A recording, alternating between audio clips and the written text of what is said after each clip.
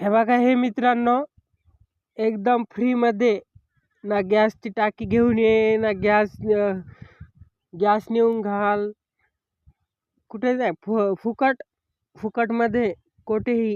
हे बघा हे मस्त शेकायलो मी. फार थंडी वाजत होती त्यामुळं एकदम फुकट कुठेही भेटते. हे बघा हे पुन्हा अजून इतका स्टॉक बाकी आहे माझ्याकडे. हे बघा हे, आणि हे मी असं दररोज शेकतो एकदम फ्री. हे बघा हे इतका स्टॉक आहे माझ्याकडे.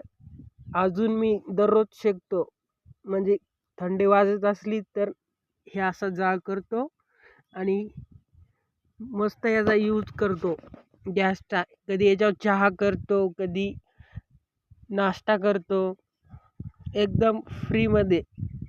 हे बघा हे आमची ज्वारी टवका जाळून येईल.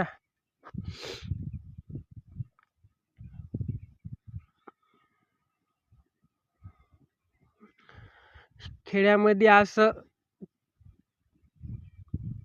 हे सोनं कुठंही भेटतं, पण आता मला तर वाटतंय शहरात जाऊन विकायला पाहिजे.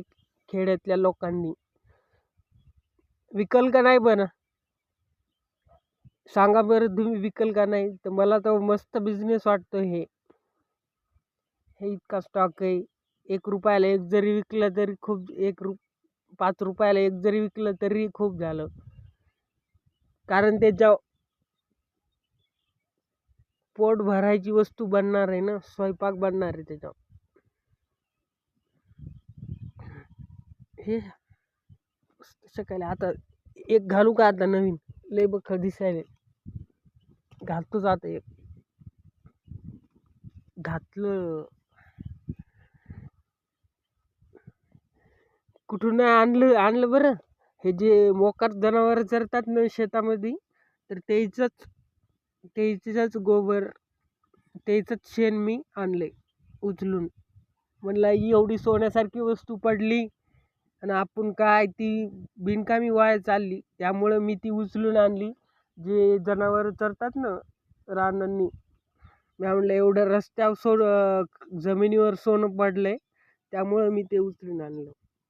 आणि मस्त त्याचा आता उपयोग करायलो. आता थोड्या वेळाने चहा करणार आहे, तर चहा करताना तुम्हाला पुन्हा हे व्हिडिओ टाकतो. हे बघा हे आंबावरीचे, ही ज्वारी सांभाळायची